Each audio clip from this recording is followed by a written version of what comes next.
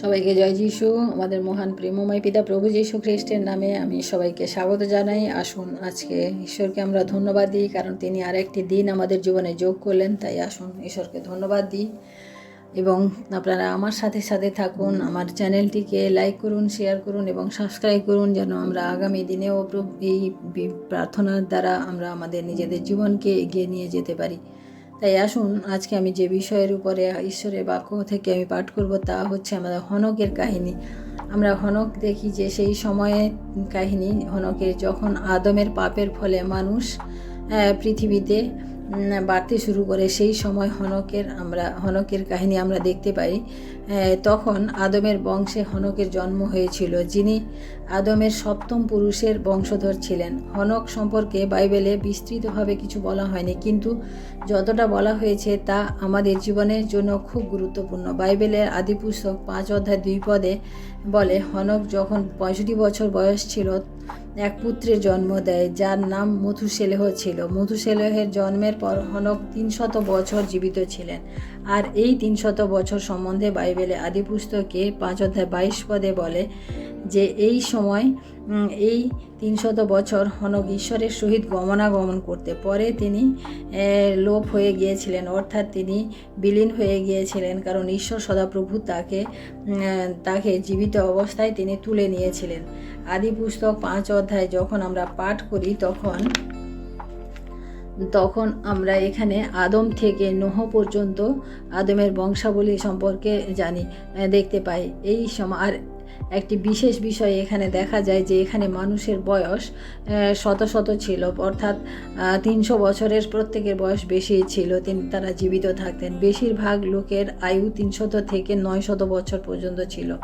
একটি বিষয় আমরা লক্ষ্য করি যে এত দীর্ঘ বছর পর্যন্ত মানুষ জীবিত থাকতেন, কিন্তু প্রত্যেকের মৃত্যুতেই জীবন সমাপ্ত হয়েছে। ঈশ্বরের বাক্য থেকে আমরা বুঝতে পারি যে মানব জীবন অনেক লম্বা ছিল, কিন্তু কঠিন ছিল, কারণ এদেন উদ্যানের আনন্দ মানুষ হারিয়ে ফেলেছিল। এদেন উদ্যানের যে আনন্দ ছিল সেটা মানুষ হারিয়ে ফেলেছিল। তাই দিন প্রতিদিন অনৈতিকতা, ভ্রষ্টতা ও এইগুলো শুরু হয়েছিল। আর এই ভ্রষ্টতার মধ্যে হনকের জন্ম হয়। আমরা জিহুদার পুস্তকে তার 14-15 পদ পাঠ করলে আমরা দেখতে পাবো যে জিহুদার পুস্তক তার 14-15 পদ আমরা যখন আমি পাঠ করি আপনাদের জন্য। এখানে আছে যে, আর আদম অবধি সপ্তম পুরুষ যে হনক, তিনিও এই লোকদের উদ্দেশ্যে এই ভাবানী বলিয়াছিলেন, দেখো, প্রভু আপন অযুত পবিত্র লোকের সহিত আসিলেন, যেন সকলের বিচার করেন। আর ভক্তিহীন সকলে আপনাদের যে সকল ভক্তিবিরুদ্ধ কার্য দ্বারা ভক্তিহীনতা দেখাইয়াছে, এবং ভক্তিহীন পাপীগণ তাহার বিরুদ্ধে যে সকল কঠোর বাক্য কহিয়াছে, তৎপ্রযুক্ত তাহাদিগকে যেন ভৎসনা করেন। অর্থাৎ এখানে হনক সম্বন্ধে দেখি, হনক একজন ভাববাদী ছিলেন। হনক একজন ভাববাদী ছিলেন, যিনি ওই সময়ের অধর্মীদের জন্য ন্যায়ের বার্তা নিয়ে আসতেন। এবং এই বাক্য আমাদের এখানে বলে। আরও দেখি যে হনকের সময়েও সংসারে দুষ্টতায় ও পাপে পরিপূর্ণ হতে শুরু করেছিল, কিন্তু ভ্রষ্টতার মধ্যেও হনক ঈশ্বরের সহিত গমনাগমন করতেন। নোহের জলপ্লাবনের সময় পৃথিবীতে নষ্ট করে দিয়েছিলেন, কিন্তু তার আগে ঈশ্বর হনকের দ্বারা 300 বছর মানুষের পাপ থেকে বিরত থাকার জন্য সজাগ করে দিয়েছিলেন। এই সময় লোক পাপী, দুরাচারী ও ভ্রষ্টাচারী ছিল, কিন্তু ঈশ্বরের বাক্য তাদের কাছে ছিল না। তা সত্ত্বেও হনক কি করে ঈশ্বরের সহিত গমনাগমন করতেন, তাই আমরা দেখি যে কারণ হনক ঈশ্বর সম্পর্কে এক আগ্রহী মনের ছিলেন, এবং কেউ যে একজন আছেন তা তিনি বিশ্বাস করতেন।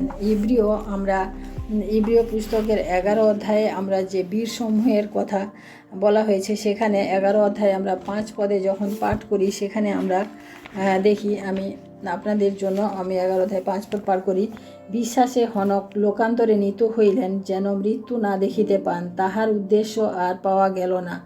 কেননা ঈশ্বর তাহাকে লোকান্তরে লইয়া গেলেন। বস্তু লোকান্তরে নিত হইবার পূর্বে তাহার পক্ষে এই সাক্ষ্য দেওয়া হয়েছিল যে তিনি ঈশ্বরের প্রীতির পাত্র ছিলেন।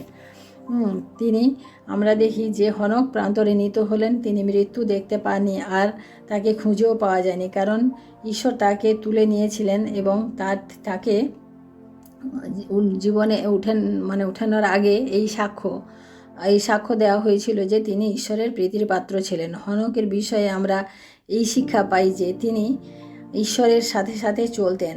বাইবেলে আমরা হনক সম্বন্ধে এই বাক্য পাই যে তিনি ঈশ্বরের সাথে সাথে চলতেন। আদি পুস্তক তার 5 অধ্যায়ে এবং ইব্রিয় 11 অধ্যায়ে আমরা 3 বার এই কথা দেখি।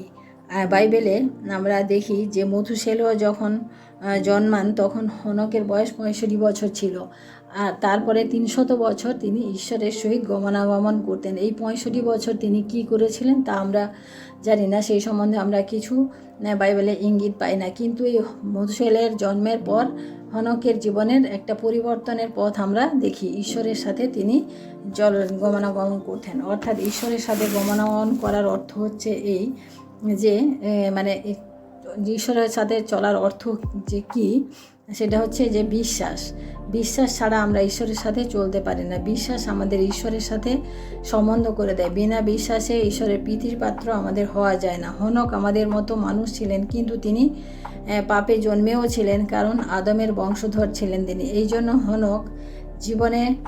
হনকের জীবনে ক্ষমা ও পরিত্রাণের প্রয়োজন ছিল। যতক্ষণ মানুষের পাপ ক্ষমা না হয় ততক্ষণ মানুষ কিন্তু ঈশ্বরের সাথে চলতে পারে না। তাই আমরা দেখি যে বিশ্বাসে হনক কিন্তু অনেক ঈশ্বরকে খুশি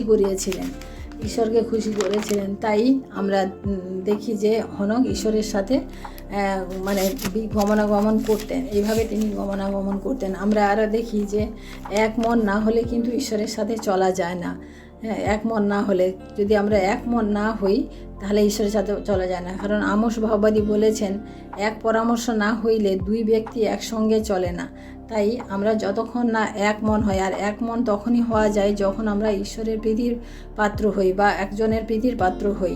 তাই জির্মীয় ভাববাদীর পদে বলে যে তুমি যখন আমাকে আহ্বান করবে, 33 অধ্যায় 3 পদে আমরা দেখি, তুমি আমাকে আহ্বান করো আর আমি তোমাকে উত্তর দিব, এমন মহৎ ও দুরূহ বিষয় তোমাকে জানাবো যাহা তুমি জানো না। অর্থাৎ হনক কিন্তু ঈশ্বর সম্বন্ধে জানতেন না, কারণ সেই সময় কোনো ঈশ্বরের পুস্তক বা ঈশ্বরের লেখা কিন্তু ছিল না। কিন্তু হনক এই সমস্ত দুরূহ বিষয় জেনেছিলেন এই কারণে যে তিনি ঈশ্বরকে আহ্বান করেছিলেন। তিনি হয়তো ঈশ্বরের সাথে গমনাগমন করতে চেয়েছিলেন। তাই প্রিয় ভাই বোনেরা, আমরা দেখি যে হনক ঈশ্বরকে জানতেন এবং হনকের জন্মের যখন 600 জন্মের সময় আমরা দেখি আদমের বয়স ছিল তখন 622 বছর, কিন্তু আদম বেঁচে ছিলেন 930 বছর পর্যন্ত। এবং এই যে 308 বছর, এই সময় কিন্তু হনকের সাথে আদমের হয়তো দেখা হয়েছে, সাক্ষাৎ হয়েছে, এবং সেখান থেকে হয়তো আদম ঈশ্বর সম্বন্ধে, এদন উদ্যান সম্বন্ধে তিনি জেনেছেন এবং ঈশ্বরের যে কি সঙ্গে গমনাগমনের যে কি ব্যাপার সেটা হয়তো তিনি জানতেন। এবং সেই ব্যাপার যখন তিনি জেনেছেন, তারপরেই কিন্তু তিনি ঈশ্বরের প্রীতির পাত্র হওয়া শুরু করেছেন। আর প্রীতির পাত্র হওয়ার আরেকটি কারণ আমরা দেখি যে প্রার্থনা। আমরা যদি ঈশ্বরের কাছে প্রার্থনা না করি, তাকে যদি ধন্যবাদ না করি, তাহলে আমরা প্রীতির পাত্র হতে পারি না। কারণ আমরা দেখি যে